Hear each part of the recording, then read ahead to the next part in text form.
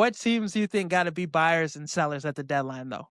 Before we get into that one, I want to come back at what you said about Giannis going to Minnesota or Houston. I think that if the Lakers can somehow get their hands on Giannis, I think LeBron James will take a pay cut next year and let them build the roster out. He'll take the minimum possible and they'll build that roster out, and the Lakers will win. LeBron will play 2 more years and they will win 2 more championships if they could get their hands on Giannis somehow, some way. That's a take for you. Have you seen the rumors and reports that the Warriors want to get Giannis and then bring on LeBron next year? Yeah, good luck. Good luck. LeBron would never play for Golden State. That's Steph Curry's town, his city. And we know how much LeBron loves attention. All due respect to him, but I don't think he would ever team up with Steph in Golden State. I just don't see it happening. That would be like their best chance to get a ring, though. That'd be a nasty big three. Yeah, And that would be Draymond, crazy. too.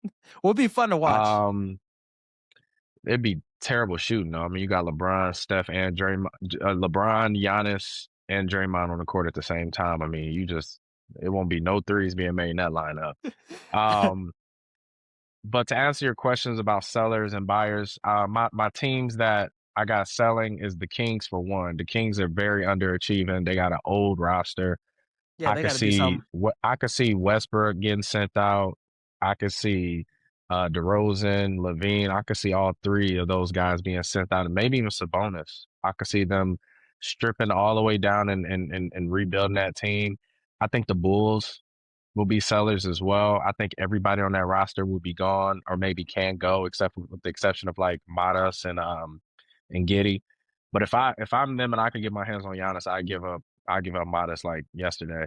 Then a couple more teams. The Nets will be sellers. Cam Thomas will not be on that roster, I don't believe. He's been coming off the bench since he came back from his injury. He's playing like 19 minutes a game. That coach does not like him, does not want to play him at all, even though he's arguably the most talented scorer on that team, right, with MPJ. The Hornets and the Bucks, they will both be sellers as well. But I don't know about the Hornets, man. They've been playing very well Really lately. They well. could be a team that kind of stays pat and like we'll take our chances in the play in. I think the Hornets, they've been playing really well. That was the team I had Yeah. in the script for like teams that have been playing well. They since January they've blown out 2 teams. They blew out the Sixers.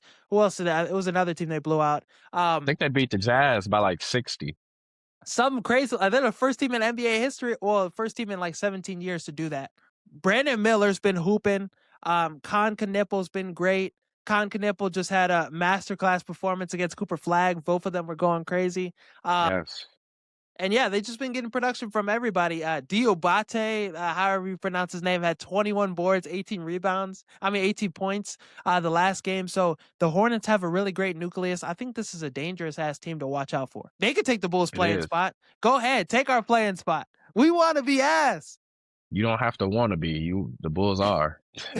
It's some teams out there, man, that rest their guys for injury management, like the Utah Jazz. All these teams, injury management, they rest them on back-to-backs because they want to tank. Hey, public service announcement: you bad teams, you don't have to sit your players to tank. You guys are going to lose with all your players in the lineup. It does not matter who's in the lineup. Like the Wizards, the Jazz, the The Bulls, Kings. the Kings. You guys keep your. How do you think you got to this point? You got to this point by having those guys in the lineup. Keep them in the lineup. You'll lose. I promise.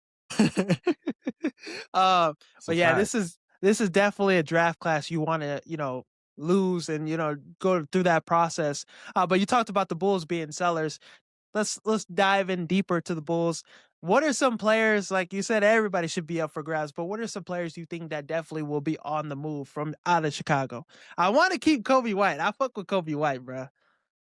I think. I think to be a seller and to tank and to get good draft picks and rebuild and restart, Kobe White is one of the first that has to go because he is the most valuable on the team, and you're Yeah, willing to depart from him. he's a Um, bucket. guys like guys like Patrick Williams, who you want to get rid of, isn't as valuable. You're not going to get as much for him. He has a bad contract.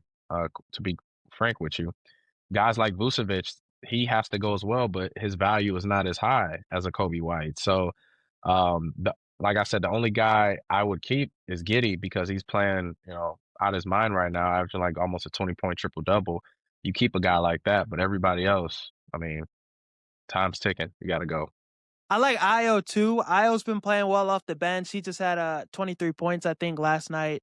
Pretty good performance. I even seen some people say, all right, you trade Kobe White over to Minnesota. You get Terrence Shannon Jr. Combine Terrence Shannon Jr., a guy from Chicago, and Io together. Two guys that, went to Illinois, Chicago guys, and, had great moments at Illinois. That would be nice to get those two guys back on Chicago together. And Terrence Shannon Jr., I think he has a lot of upside, high ceiling, higher than Patrick Williams and our other guys at Ford. So I think that's something I would look into if we're going to trade Kobe White. Because I don't think they're going to give us Baron J, the center. Yeah, you can get Terrence Shannon, you can get those types of guys, but they're not going to make the team any better at the end of the Nah. day. Like Terrence Shannon might be 3 years away from, you know, actually getting a real opportunity to play a hoop. The dude can score. He can flat out score, but Yeah, he's a you baller. look at Yeah. guys like Cam Thomas in New York who can also score. He's just not getting that opportunity right now. So I would put him in like that same category, except he could guard a little bit better. Yeah, I mean the Bulls are just full of players, guards that would make a difference on another team. I feel like Trey Yeah. Jones is somebody, Io, and then Kobe White. I've seen like the Timberwolves were interested in all three. So I think those guys could get some movement. Kevin Herter, not been bad since he's been with the Bulls as a 3-point shooter. Hmm. Could be somebody that could get somewhere else. But yeah, Patrick Williams, whatever you got to do, cut his ass, get him off the squad at the deadline. Absolutely. I saw Kenny Beecham with numbers on the board, him throw out a trade that would send Patrick Williams, Vooch, um, who was Patrick Williams, Vooch, Kevin Herter, Zach Collins to the Warriors for Jimmy Butler and Kaminga and a couple first round picks. What are your thoughts on that? Would you do that trade? It's a win-win for both. I would do that trade if Jimmy Butler didn't tear his ACL. I mean, but you gotta think. I mean, I'd take Kaminga, but on the Jimmy Butler thing, like he's 36, 37, like coming off an ACL injury, that's just gonna be a burden on your franchise, in my opinion, when you're trying to rebuild. You can't rebuild by getting an old star in your building. Yeah. You can rebuild by getting an old superstar in your building, but there's a difference between the two. So if the Bulls were getting Giannis, that's completely different than getting a 37-year-old Jimmy Butler off an ACL tear. But And Kaminga, I he's think, would flourish in the Chicago uniform. I know I would want Kaminga, but yeah, Jimmy's definitely cooked. He's a little washed now. Yeah, But Kobe White, this is somebody that I think the Bulls will eventually trade. What are some good destinations you think for him? I think Minnesota would be the best landing spot for him. They've been missing like good point guard play all season. They've been starting DiVincenzo at the point guard spot. He's not a point guard though. He's more of like a 3 and D guy, a guy that can just shoot the three. He's not really known for setting his teammates up. Neither is Kobe White, to be quite frank. But he would be a better fit in Minnesota, especially if they can't get their hands on Giannis. I would definitely go target Kobe White. I mean, you think they could get Giannis and Kobe White or not? You could only get one. No, no, no. You're only getting one. You're only getting one. Can't get both. But yeah, Kobe Unless you White trade next. man. Shit, you get whatever you want. You trade man. Which we know they're It, not doing that. So Kobe White would be nice in Minnesota. I also like Kobe White in Houston. I think him, with yeah, Kevin Durant, that would be a good spot for him. And I think that it wouldn't cost much. Just give us Jabari Smith. I think they'd be cool with getting rid of Jabari Smith. Maybe I don't know what the picks look like, but yeah, Kobe White. I think that'd be a cheap guy for them to add. They're missing Fred VanVleet. We don't know if he's going to return, this season. So yeah, Kobe White plugging in that spot next to Kevin Durant, Şengün, Amen Thompson. I think that's a dangerous Houston team. Kobe White, he's been with the Bulls, but this is a top player in the league. This is like a guy that's very underrated. yeah. 20 point plus scorer a night, man. Could shoot the three with the best of them. Yeah, he's elite. Really good player. Now, we talked about sellers. What are a couple buyers you think that teams that minus, the Warriors, other teams that need to make a move at the deadline? I think Orlando should be a buyer. Oh, yeah. They have a really good team. Pretty much like their bench is really good. Anthony Black is playing out of his mind. You got Paulo Franz, Desmond Bain. I think they should buy for a big man. I think Wendell Carter is at best like a off the bench center. Excuse me. I don't think he's a starting center. I think they need to go find a way to like upgrade that position. Um, and maybe even a point guard. Jalen Suggs is good, but I think Orlando should go out and get some a little bit better at those two positions if possible, if they can. They could. Kobe White could be another spot for them. Kobe Yeah. White could be a spot for them. Yes, you shipping Suggs out. Yeah, I would definitely, try to upgrade to that point. Or you trade Suggs. I got Suggs going to the Lakers.